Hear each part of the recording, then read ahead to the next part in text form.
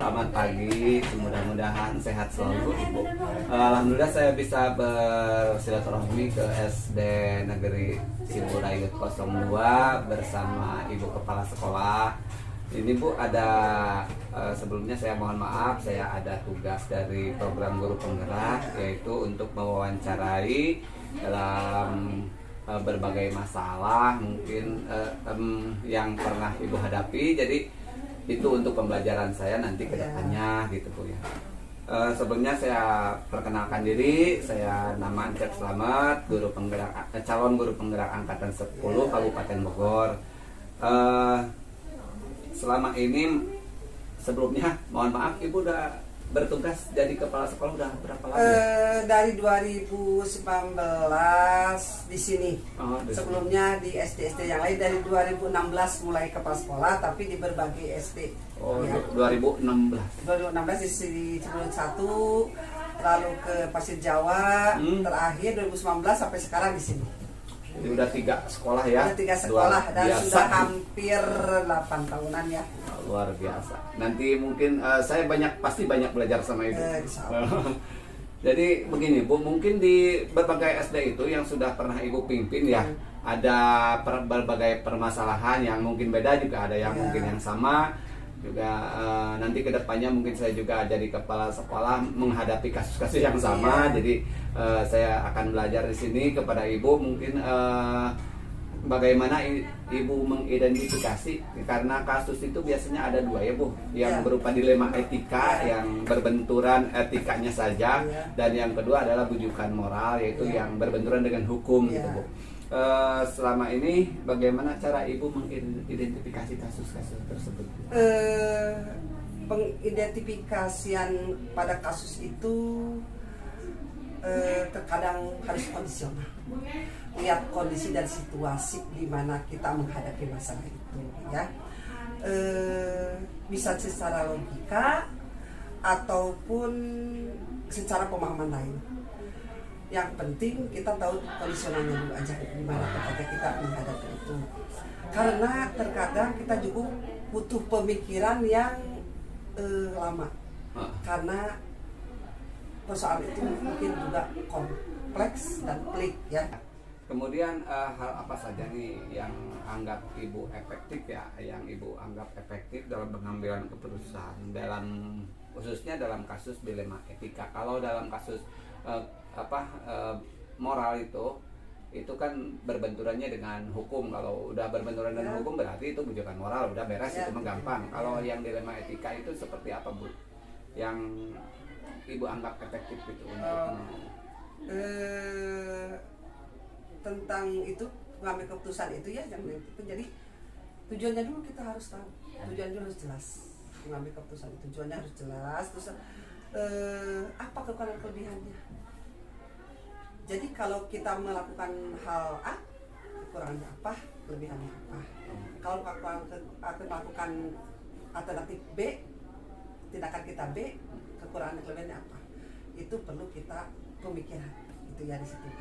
Lalu memikirkan dampaknya, bagaimana kalau kita melakukan ini, dampaknya terhadap orang itu bagaimana, terhadap kita selaku keatasan bagaimana, atau terhadap lingkungan sekitarnya gitu ya. Lalu membuat catatan-catatan penting dan menggunakan waktu yang efektif dan agar kita bisa benar-benar melakukan sesuatu yang jelas. Itu yang saya lakukan. Iya. Jadi hal yang efektif yang pernah lakukan. Iya, ya Bu? itu yang saya efektif. Jadi ada catatan-catatan, terus tidak langsung ABB gitu. Baik Bu, untuk selanjutnya Bu ya, apakah mungkin ada tantangan ketika dalam pengambilan keputusan itu? Banyak. Tapi yang paling utama itu mungkin adanya logika dan perasaan pasti akan berbenturan ya. Seandainya saya melakukan A, logikanya saya melakukan A, tapi perasaan saya bagaimana gitu. Jadi tantangannya itu berbenturannya antara logika dan perasaan kita sebagai atasan atau sebagai manusia dengan manusia yang lain gitu ya. Lalu rasa belas kasih gitu ya kepada seseorang yang kemudian membuat sesuatu kita tuh gimana ya, kasihan ini ya kalau kita lakukan ini kasihan. Perasaannya Bu ya. Ya itulah, jadi betul antara perasaan, logika dan aturan. Terus kasih sayang kita terhadap apalagi yang misalnya yang melakukan itu adalah masih keluarga kita sendiri atau di dalam lingkungan kerja kita gitu. Terus pasti akan ada timbulnya perbedaan pendapat. Pasti. Ya, itu perbedaan antara A dengan B. Kalau kita pendapat ini seharusnya ini jangan begini, tapi pendapat kita yang benar itu begini gitu. Pasti akan membentuk perbedaan pendapat. Jadi adanya perbedaan pendapat, pemahaman, pemikiran orang lain dengan kita. Itu seperti jadi tantangannya itu banyak. Sebenarnya ada dalam diri kita ya, ada aturannya bagaimana, cuma perasaan kita kok nggak enak ya. Logika, aturan, belas kasih, itu pokoknya campur aduk, tapi kita tetap mengedepankan fakta dengan memakai logika yang jelas. Bisa diterima. Iya. Tapi juga tidak menghilangkan perasaan loh. Kalau kita bengis, perasaan kita hilang, sudah tidak ada belas kasih, berarti kita tidak ada toleran gitu. Oh, berdasarkan aturan aja kaku ini. Kaku ya, jadi kita fleksibel, tapi itu yang memang masih bisa ditolerin. Karena kan ini cuma dilema etika. Kalau rujukan moral lagi harus sesuai aturan. Gitu. Baik Bu, selanjutnya Bu, ini pertanyaan berikutnya. Ketika ada sebuah permasalahan atau kasus, mungkin Ibu bagaimana nih langkah-langkah Ibu? Apakah Ibu langsung membereskannya waktu itu atau punya jadwal tertentu? Kita lihat kasusnya seperti apa. Kalau kasusnya ringan-ringan saja, mungkin hari itu kita bisa selesaikan. Tapi kalau kasusnya agak pelik, kita memerlukan jadwal, kita memerlukan pemikiran kapan akan dilaksanakannya.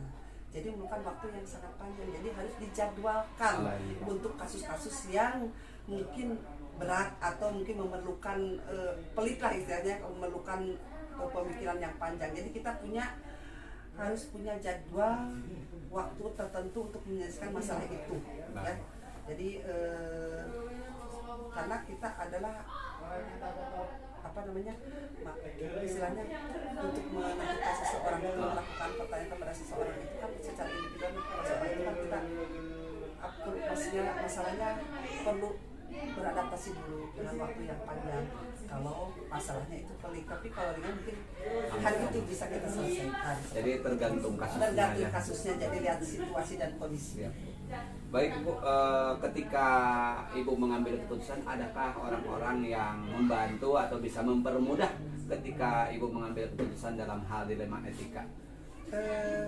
Harusnya ada, tentunya ada. Ada ya Bu? Ya, jadi ada orang yang bisa kita percaya atau dianggap kita, itu udah bisa membantu kita, orangnya bijaksana, mungkin dalam penilaian kita ya.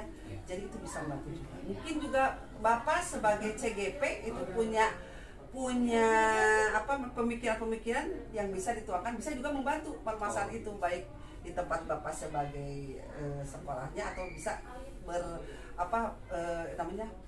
berbagi praktik baik dengan kami di sini dalam mengatasi masalah seperti ini begitu. Atau juga ada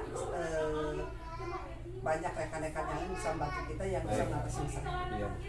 Jadi ada rekan guru kan ya, ada rekan sejawat, rekan guru, teman-teman yang lain, CGP dan CGP bisa juga memberikan informasi itu.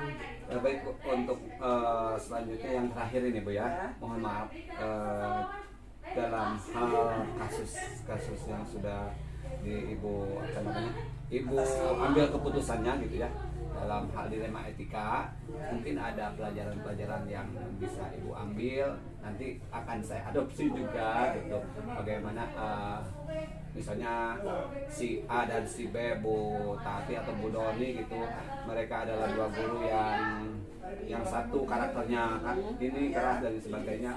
Mungkin itu contoh saja. Jadi adakah pelajaran yang bisa diambil dari hal-hal atau kasus-kasus yang pernah pasti ada. Pertama, lakukan komunikasi yang baik di antara teman-teman atau di antara warga-warga ya. Bisa contoh saya warga sekolah di sini. Lakukan komunikasi yang baik. Lalu koordinasi, selalu koordinasi apapun yang akan kita lakukan koordinasi. Jadi tidak ada miskomunikasi, gitu ya, yang kan menjadikan permasalahan atau yang dilema etika dan sebagainya di sini.